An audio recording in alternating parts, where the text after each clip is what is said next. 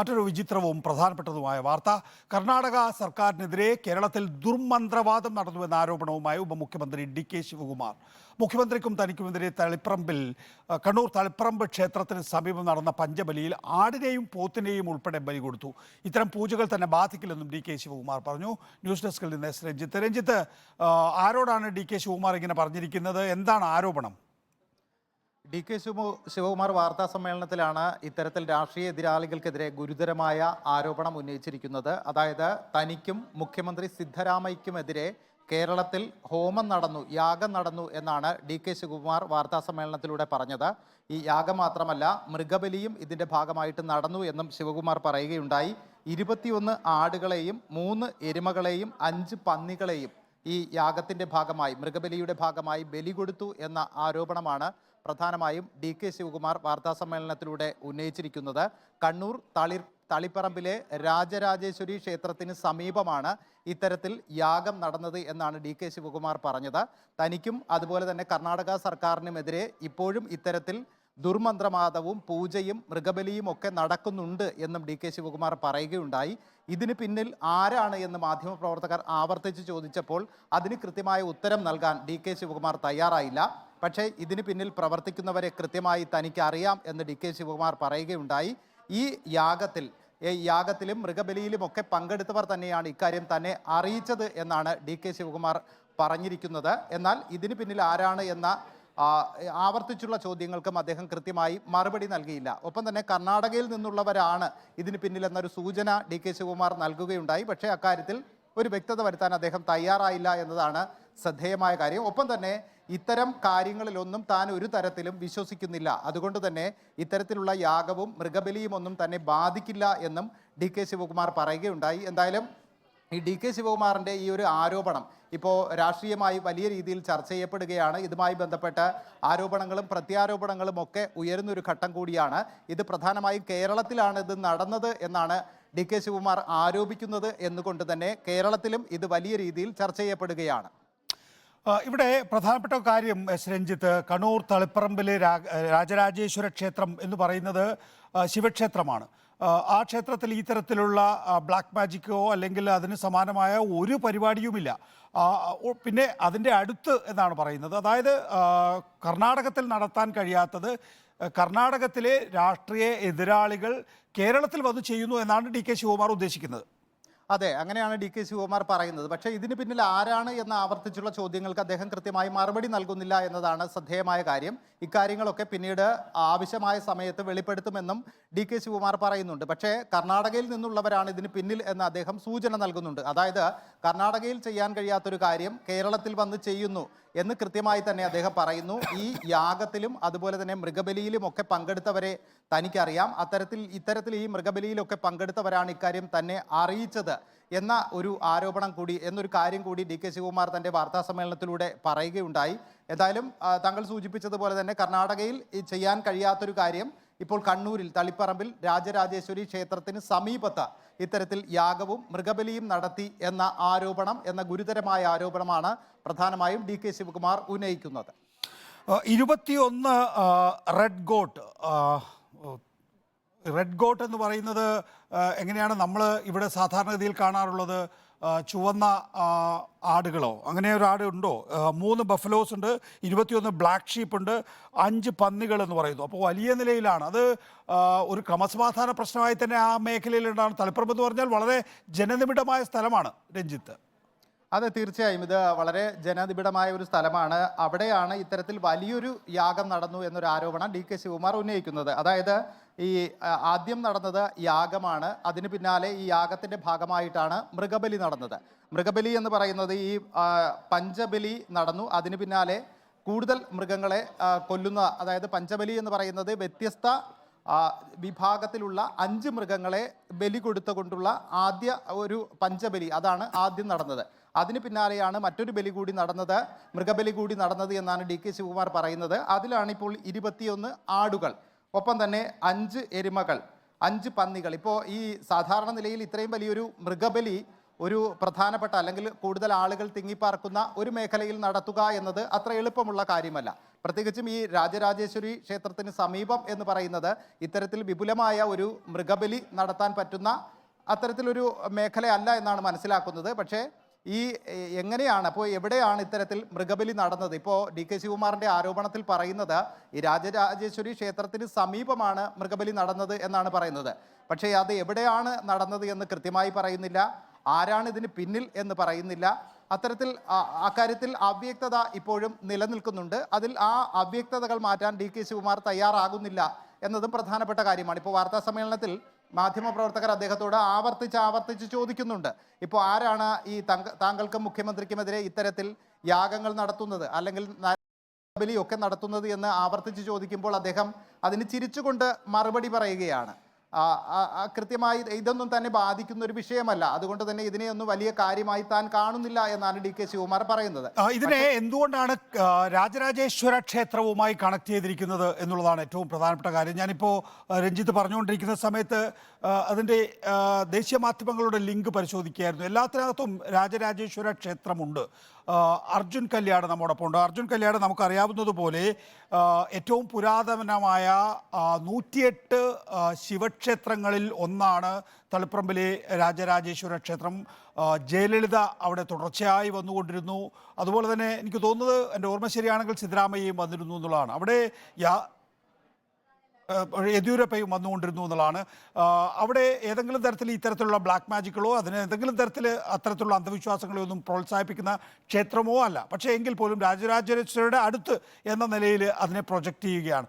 ക്ഷേത്രം ഇതേക്കുറിച്ച് പ്രതികരിക്കുന്നുണ്ടോ? അല്ല, ക്ഷേത്രത്തിന്റെ ഭാഗമായിട്ട് അല്ല, ഞാൻ ചോദിച്ചത് അർജുൻ കല്യാട്.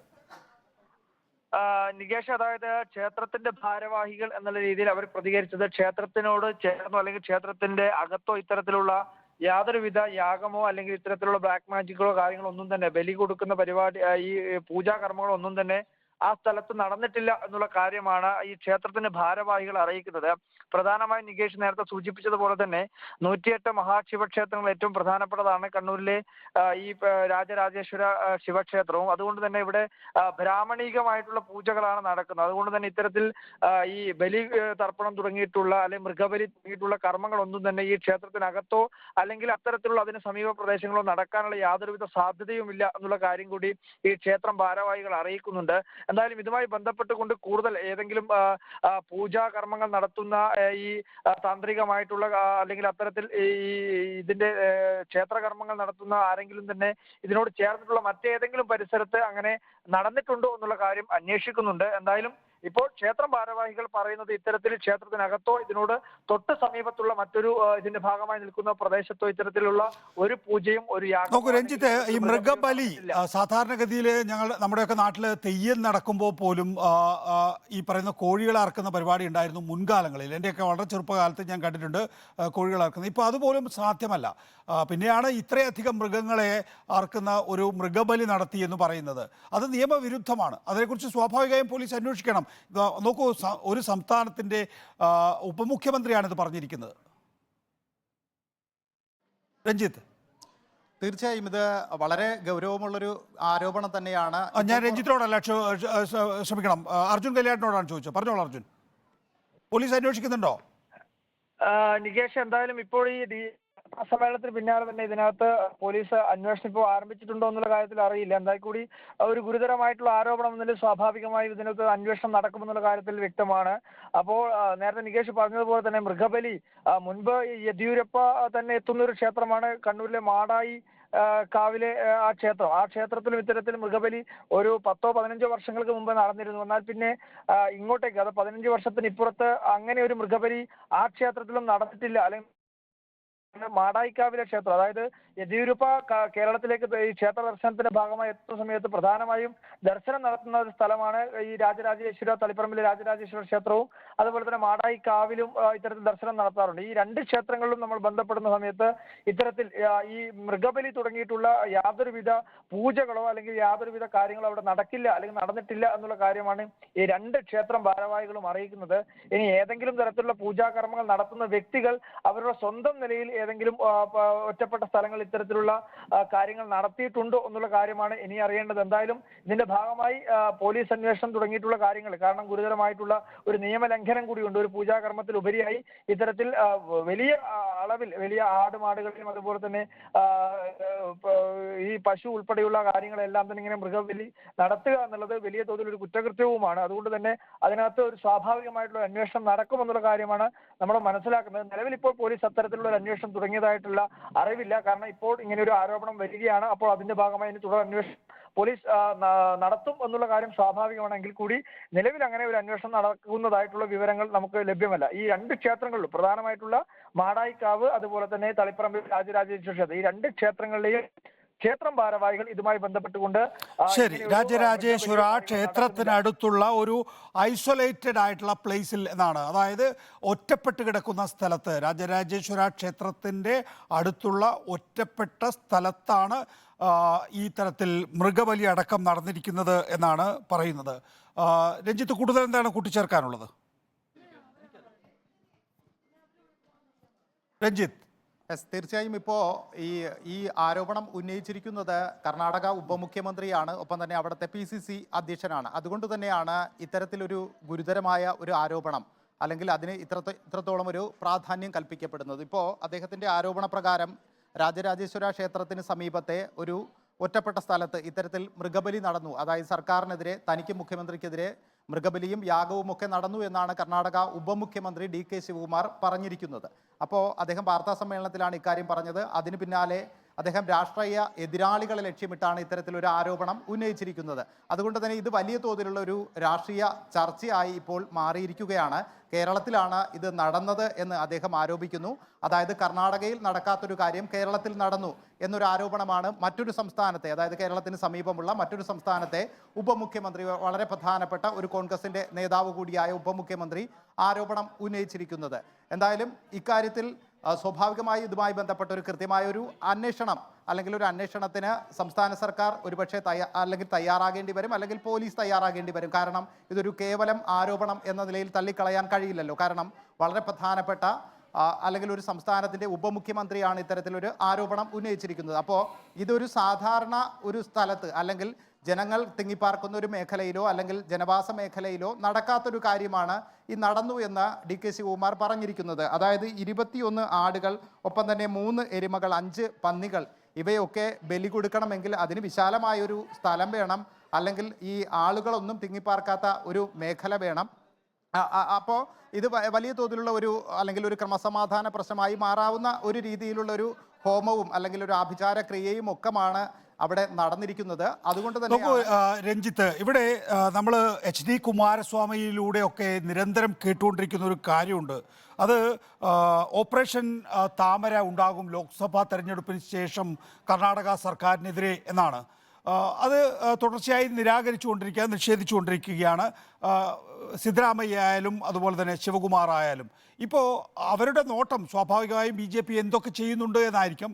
കേരളത്തിൽ ഇതാ ഇപ്പോൾ രാജരാജേശ്വര ക്ഷേത്രത്തിനടുത്തുള്ള ഒറ്റപ്പെട്ട സ്ഥലത്ത് വെച്ച് ഇങ്ങനെ ഒരു മൃഗബലി നടന്നിരിക്കുന്നു എന്നുള്ളതാണ്. അഘോരികളാണ് മൃഗബലി നടത്തിയിരിക്കുന്നത് എന്നാണല്ലോ DK ശിവകുമാർ പറയുന്നത്. ആരാണ് ഈ അഘോരികൾ?